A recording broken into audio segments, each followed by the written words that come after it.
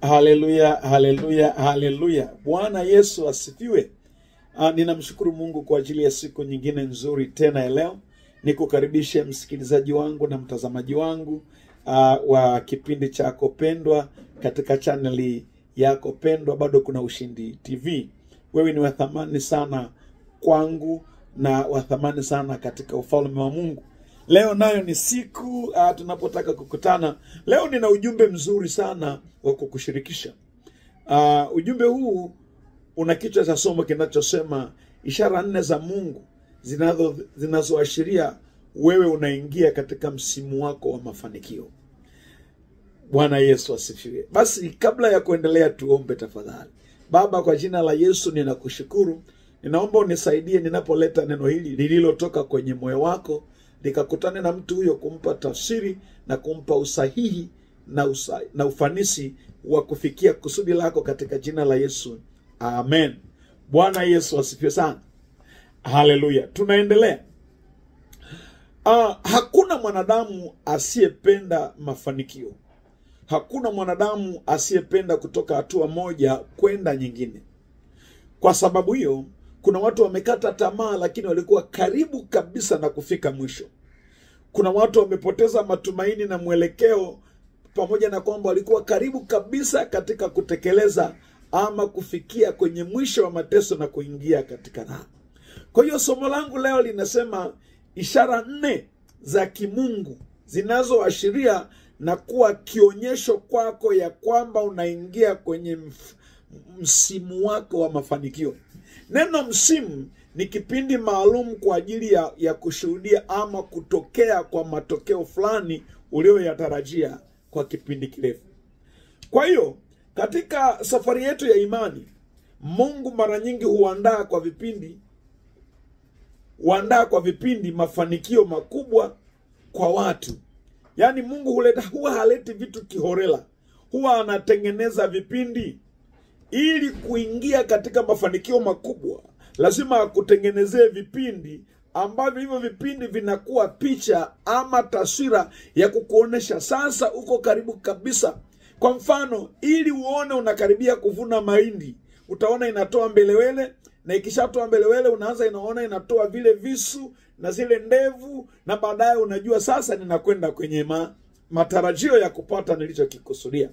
Kwa hiyo katika ulimwengu wa roho pia ndivyo iko hivyo. Mungu anatumia ishara za kiroho ambazo zinathibitisha ya kwamba huu unaokuja sasa ni msimu wako wa baraka. Ni muhimu sana kutambua na kuelewa ishara hizi za kina ili usije ukakosa fursa za kimungu. Wapo watu wengi sana wanakosa fursa za kimungu kwa sababu wanashindwa kujua kwamba kipindi hiki niko kwenye dalili hii, nini kinatokea. Kwa hiyo tunahitaji ufahamu wa kina, na kwa neema ya Mungu ninataka nikuletee sasa aina ama alama 4 ambazo hizo ukizizingatia, ninajua inawezekana uko kabisa katika hizo nyakati ama hivyo vipindi. Na hivyo vipindi hata kama umekata tamaa, vinaredesha na vinahuisha imani yako tena ili uweze kusonga mbele na usiwe na imani yenye kuyumba. Na utakapojua kupitia hizo alama, inakuwezesha kutembea kwa ujasiri, kwa mamlaka. Hata kama watu wanakucheka, bado utajua unasimama, na inakupa kujipanga na kujiandaa kikamilifu kupokea ile hatima ya kwako ambayo imekusudiwa. Ni muhimu sana mtumishi wa Mungu kujua hii siri. Kwa hiyo inakupasa unisikilize kwa makini na unifuatilie kwa kina, huku maneno ninayoyasema yakikutengenezea kujifanyia tathmini ili kubaini, je, niko karibu na msimu ama nimechelewa ama ninapitwa na msimu. Kwa hiyo Mungu anataka kukupa unabii wako moja kwa moja wewe kibinafsi kupitia alama ama dalili ama ishara 4. Ya kwanza, unapoona vipingamizi vikali ama upinzani usio na sababu katika mambo mbalimbali, mara nyingi upinzani huo unakuwa kabla ya mafanikio makubwa, ama ndio inakuwa ni dalili za kufunguliwa milango ya kimungu. Unakutana na upinzani mkali, upinzani wa kiroho, upinzani wa kimwili. Hii haionyeshi kwamba umeshindwa, bali inakupa uthibitisho ya kwamba kuna msimu mzuri unakuja karibu. Kuna msimu mzuri unakuja karibu. Haleluya. Na inakupa kuamini na kujiandaa kwamba uko karibu kabisa kuvuka vizingiti muhimu vya kiroho na kimwili. Kwa hiyo unapoona vipingamizi hivi, ongeza nguvu ya kuamini na kuyatazama maono yako bila kukata tamaa. Ujue hivyo vipingamizi kazi yake kubwa ni kuja kukuvunja moyo, kukukatisha tamaa na kukufanya usiendelee kuamini tena. Sasa kuna viashiria ambavyo unapaswa ufahamu. Unaanza kupata vipingamizi vikubwa kutoka kwa watu mbalimbali, wakati mwingine hata watu wa karibu. Unaweza kuhisi watu hawa wanaokupinga au wanakuchukia bila sababu za msingi. Unaweza kulalamika kwamba mbona ananichukia, huyu alikuwa rafiki yangu, mbona anafanyia hivi? Ujue kabisa unakaribia kwenye msimu mkubwa, kuingia kwenye baraka, kuingia kwenye mafanikio. Hivyo ni viashiria vya kinje. Lakini katika waraka wa kwanza kwa Wakorinto, ile sura ya 16, ile sura ya 16 mstari wa 9, ina maneno mazuri hapa. Paulo anajaribu kutuambia ili kutupa tahadhari juu ya mustakabali wa maisha yetu, na hasa tunapopita katika changamoto mbalimbali ambazo wakati mwingine zinatukatisha tamaa, wakati mwingine zinatuvunja moyo, wakati mwingine zinatufanya tukate tamaa. Biblia inasema, kwa maana nimekufungulia mlango mkubwa wa kufaa sana, na wako wengi wanipingao. Mungu anapokufungulia mlango mkubwa wa kufanikiwa kwako, wananyanyuka watu wengi ambao wanasimama kukupinga. Wakati mwingine wanaweza kuwa hata watu wako wa karibu, wakati mwingine anaweza kuwa hata mke wako, anaweza kuwa hata baba yako, mama yako. Jambo hili linaashiria wazi kwamba Mungu anakutembeza katika barabara ya kwenda kukupa fursa kubwa za kimungu, na anakupa taarifa kwamba zipo karibu. Na kwa sababu adui anajua unakaribia kubarikiwa, ndio maana ananyanyua sasa watu ili kukukatisha tamaa. Tunapoangalia mfano halisi ni katika Mtume Paulo. Mtume Paulo katika Matendo ya Mitume ile sura ya 14 na ule mstari wa 19, na Timotheo wa pili sura ya 3 mstari wa 11, anasema hivi. Haleluya. Walakini Wayahudi wakafika huko Antiokia na Ikonio, wakawashawishi makutano, hata wakampiga kwa mawe Paulo, wakamburuta nje ya mji, wakidhania ya kuwa amekwisha kufa. Timotheo wa pili sura ya 3, Timotheo wa pili sura ya 3 anasema maneno haya. Timotheo wa pili sura ya 3 anasema maneno haya. Bwana Yesu asifiwe sana. Haleluya. Anasema maneno haya katika Timotheo wa pili ile sura ya 3 mstari wa 11, anasema maneno haya. Haleluya, haleluya, haleluya. Anasema maneno haya: na upendo na saburi, tena na adha zangu na mateso, mambo yaliyonipata katika Antiokia, katika Ikonio na katika Listra, kila namna ya adha nisiyoistahili, naye Bwana aliniokoa katika hayo yote. Paulo anajaribu kueleza jinsi ambavyo alipokuwa anataka kusogea kwenye hatima na kuenda kwenye utume wake, ndivyo kulipotokea upingaji mkubwa, kulitokea mateso makubwa.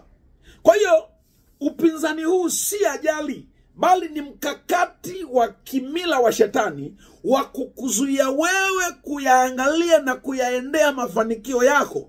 Hii ni ishara ambayo anayo kila mmoja ambaye anakwenda na anakaribia kuingia kwenye ndoto yake kubwa. Wengine wanakutanaga na ajali, wengine wanakutanaga na kukataliwa, wengine wanakutanaga na vurugu za katika ndoa na mambo mengi kadha wa kadha. Ujue kuna mlango mkubwa wa kimungu wa mafanikio katika hatima yako. Katika vipindi hivi, kama udhibiti wako wa kiroho utakuwa legelege, utayumba na kukata tamaa ya kusonga mbele. Lakini ni jambo la msingi ukumbuke ya kwamba unapoyaona haya, wewe usikate tamaa kamwe. Endelea kusonga mbele kwa bidii na imani isiyoshindwa. Pingamizi lolote linalokujia wakati una mwelekeo fulani, ujue kabisa ni kichocheo na taarifa kwako kwamba kuna wakati unakuja, Mungu anakufungulia mlango mkubwa wa fursa ulio wazi katika maisha yako, iwe kiimani, kibiashara, kiutumishi na kadhalika. Lakini pia kujua haya kunakupa na kuimarisha uvumilivu wako wa kiroho ndani, na kuendelea kuchochea kuiendea adhima yako isiyoyumba, na kukufanya uwe hodari na jasiri kiroho ili kufikia kwenye kusudi. Mara nyingi mapingamizi haya yana kusudi.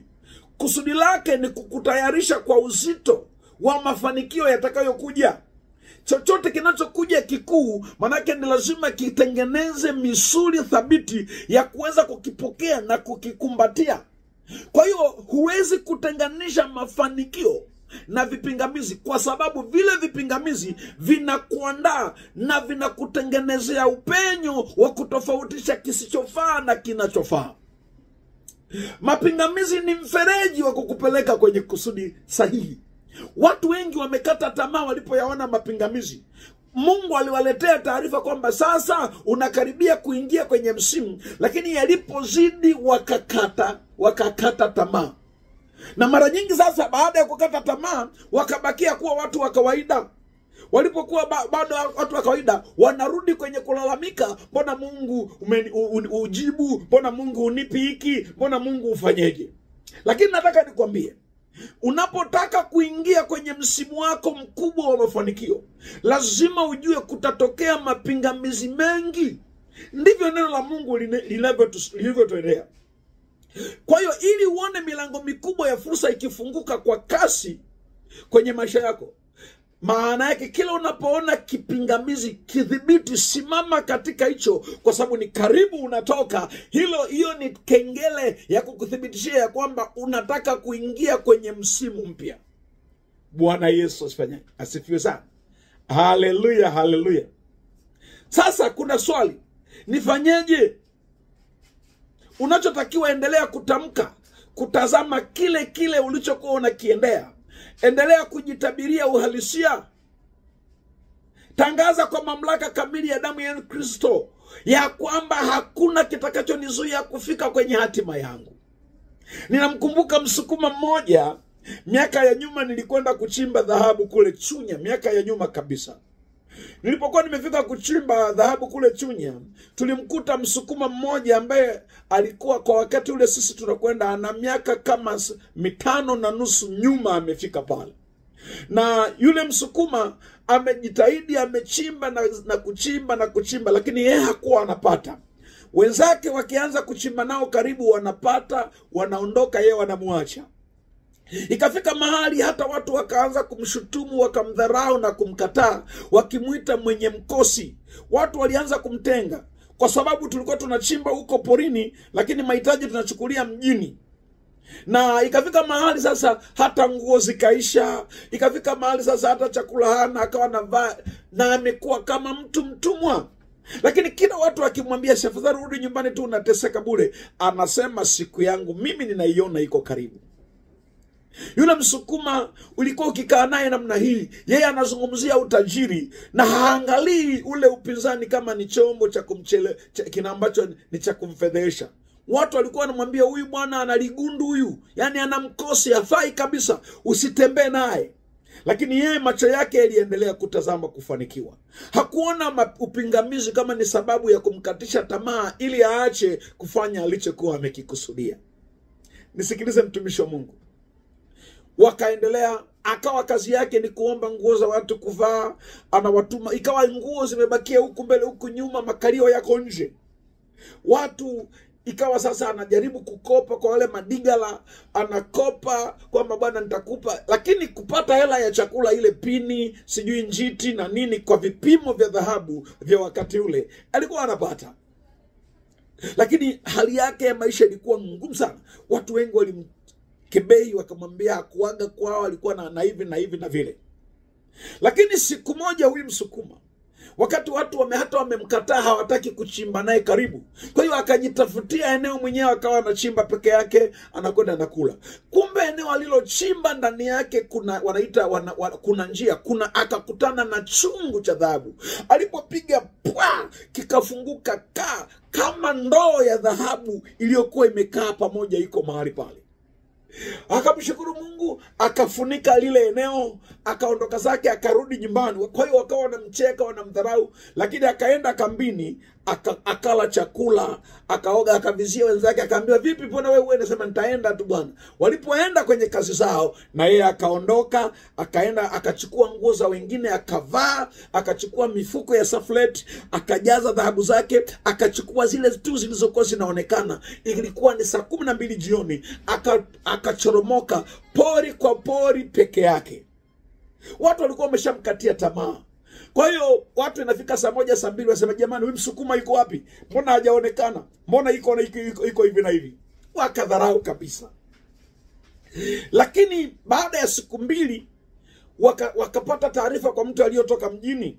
Tukapata taarifa kwa mtu aliyotoka mjini ya kwamba yule Msukuma bwana amepiga kule. Walikuwa wanamtania kwa jina la Kisukuma, amehila, ameuza milioni 6,600,000.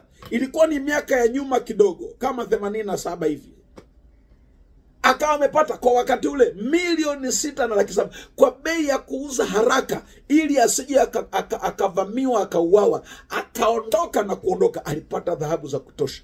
Pesa hiyo kwa wakati ule ilikuwa ni pesa yenye thamani sana. Tunaweza tukaifananisha labda na milioni 700-600 ya sasa. Lakini alikuwa amekubali mapingamizi yasimkatishe tamaa, bali yafungue mafanikio yake ya kesho. Na mimi ndivyo ninajua wewe pia unapitia katika hali hiyo. Lakini nataka nikutie moyo, chochote unachokipitia kina sababu. Usipoteze mwelekeo wa kuendelea kusimama na kutazama mbele. Ninawapenda sana wanajeshi. Wanapoambiwa mguu sawa, wanakaa sawa sawa namna hii. Hata kama wanang'atwa na siafu ama chunguchungu na chochote, anaendelea kutazama mbele. Akiambiwa macho mbele, usawa wa nyuzi 90, atatazama tu kule, kwa sababu hana kingine anachokitazama. Usipoteze mwelekeo wako na matumaini yako kwa sababu ya kelele. Sikiliza, Waswahili walisema hivi, kelele za chura hazimzui ng'ombe kunywa maji. Ukisikia kelele, angalia kile ulichokusudia. Kuna maandiko mazuri sana ya ajabu ambayo ninayapenda, yanapatikana katika kile kitabu cha Zaburi. Zaburi ya 42. Zaburi ya 42, kuna maandiko hapa nataka tumalizie kwa kuyaangalia haya. Anasema, kama ayala ayaoneavyo shauku vijito vya maji, hivyo hivyo nafsi yangu inakuonea shauku wewe, Mungu. Nafsi yangu inakuonea kiu, Mungu aliye hai. Lini nitakapokuja nionekane mbele za Mungu? Haleluya. Maneno mazuri haya. Sasa ayala ni aina fulani ya mnyama mdogo kama digidigi. Sio digidigi as such, ni aina ya digidigi, ni mdogo kidogo kwenye digidigi. Unajua hawa wanyama wanaishi kwa makundi. Kwa hiyo huyu ayala ama kundi la digidigi wana sifa zifuatazo, nisikilize. Jambo la kwanza, huwa wanakaa kwenye milima mbali sana, mahali ambapo kuna majani mafupi, kuna maeneo ambayo yana uwazi wa kuonekana. Kwa sababu ya umbile lao, wako katika hatari ya kuuawa hata na wale paka wa porini, simba, nyoka. Kwa hiyo wanakaa mahali peupe, mahali ambapo wanasema sisi tuliokuwa tunawinda zamani, mahali ambapo kuna aina fulani ya vipara hivi, wanyama wanapocheza, kuna majani mafupi hivi, ndipo wanapokaa hawa ayala. Lakini sifa ya pili, kwa sababu hiyo wenyewe huwa hawanywi maji mara kwa mara, kwa sababu wanajua zile ruti za kwenda kunywa maji na kurudi kama nyati zinaweza kuhatarisha maisha yao dhidi ya wanyama wabaya. Kwa hiyo ukaa hata mwezi mmoja, miezi miwili. Kama kuna wakati wa umande, wanaweza kukaa hata miezi 6 wanalambalamba umande tu kule porini. Bwana Yesu asifiwe sana. Nisikilize mtu wa Mungu. Lakini sifa ya tatu, huyu ayala, katika pua yake hapa kuna aina fulani ya ugondo ama aina fulani kama kamasi, sio kamasi, yenye harufu kali inayotambulisha uwepo wake. Na ukienda kule Wanyamwezi wanaita Kaniengi. Kwa hiyo wanapokuwa kule pori, unaenda kwenye vieneo ambavyo vina miba, anapitisha ili kuondoa, kwa sababu vile vidude vinasababisha wanyama wabaya wapate taarifa wapi alipo. Sasa ile hali inapozidi kwa sababu ya kukosa maji na joto, kwa hiyo siku ikifika mahali anasema leo ninakwenda kunywa maji. Kwa kawaida maji huwa yanapatikana katika mabonde. Anatoka kule mlimani, anakimbia yule ayara, anakimbia, anakuja, anakimbia. Ndio maana Daudi anasema kama ayala aoneavyo shauku vijito vya maji, anakimbia. Akili yake, mawazo yake hayatazami chochote, yanatazama lengo lake, yanakuwa ni maji. Anaamua kuvuka vipingamizi vyote, anaamua kuvuka vizuizi vyote, anaamua kuvuka aina zote za hofu na woga, akili yake ikitazama maji.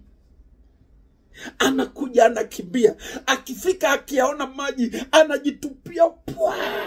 Hataki tu yale maji ya kunywa na kulambalamba, anataka na mwili wake upoe, na ile harufu yake mbaya ya hapa itoke, na ile aina zote za kuchoka kutokana na ugumu achoke, apoe. Anapumzika kwenye maji, anapoza mwili wake, anaondoa harufu mbaya za kwenye pua zake, anakunywa maji, anashiba, alafu kanajikunguta nje, kanatoka, kana trot. Nisikilize, vipingamizi vyovyote unavyokutana navyo ndio msingi wako wa kufuata mafanikio sahihi.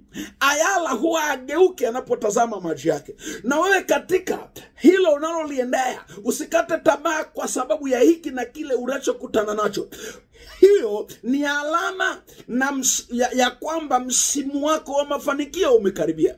Mtumishi wa Mungu ubarikiwe sana. Ninajua watu wengi wanapita katika kuchoka huko na kukata tamaa. Kama ni mtoto usipoteze macho yako kutazama kushoto na kulia. Ng'ang'ana kutazama mbele, mtoto wako anakuja. Kama ni kazi, usihangaike kwamba umetembea na barua na bahasha muda mrefu. Sikiliza, msimu wako wa kupata kilicho bora umefika. Wewe muamini Mungu, endelea kushupaza macho mbele kwenye kile unachokitazama, usikatishwe tamaa na vipingamizi unavyoviona leo, na Mungu wa mbinguni atakubariki sana. Hallelujah. Mungu wa mbinguni akubariki mtumishi wa Mungu. Nataka nikutie moyo. Ni wakati wako wa kubadilisha mtazamo. Ona, kuna dalili 4 ambazo ni dalili na alama ambazo Mungu anaziruhusu kukuonesha umekaribia kwenye msimu wako wa mafanikio. Unapoona hizo kelele, endelea kusonga mbele, kwa maana wakati wako wa kula unono umekaribia. Mungu akubariki popote unayonifuatilia sana. Ninaamini umenielewa, lakini hatua ya kwanza ya kwenda kwenye mafanikio yako ni kumwamini Yesu Kristo kama Bwana na Mwokozi wa maisha yako. Basi nifuatishe maneno haya, alafu leo nitaomba na wewe ambaye una mazingira ambayo yamekukatisha tamaa, ili Mungu akutie moyo tena. Uone Gehazi naye alikata tamaa, akafikiri anakufa, lakini Elisha akamuomba Mungu, macho ya Gehazi yakafunguka, akaona walio upande wake ni wengi kuliko ni adui zake.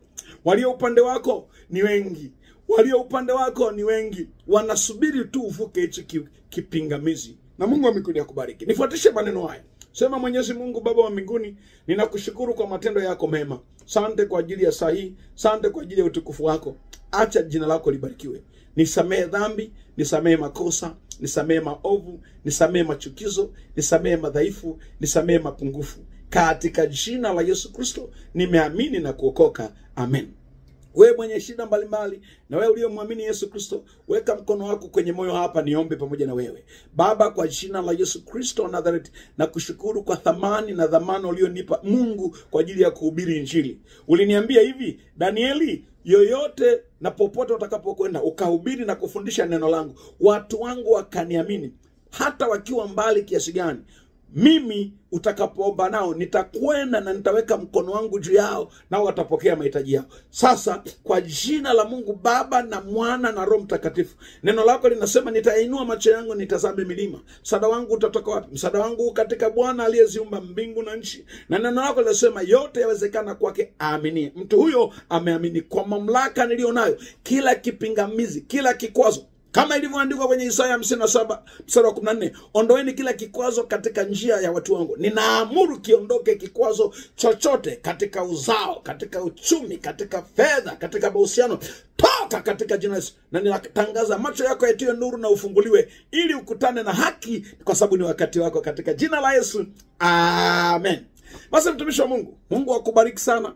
Unaweza kuwasiliana na sisi kupitia namba zifuatazo. Unaweza kuwasiliana na mimi kupitia namba 0629 920 640, 0626 0629 920 640. Mungu akubariki sana mpaka wakati mwingine. Ama unaweza ukafuata hapo kwenye comments hapo, utakutana na namba zetu, utatutafuta ili tuendelee kukuombea. Usikose mtiririko unaofuata. Nitakwambia alama ya pili Mungu anayoitumia ili kukuonesha unataka kuingia kwenye mafanikio. Inawezekana hii ya kwanza haipo kwako, lakini ya pili, lakini zote zina kazi moja, kukuzuia usiende kwenye mustakabali wako. Hebu subscribe, share na kucomment ili kutupa mileage ya kuwafikia watu wengi. Mpaka wakati mwingine, Mungu akubariki na ubaki umebarikiwa. Nakupenda, baki umeinuliwa kwa jina la Yesu. Amen.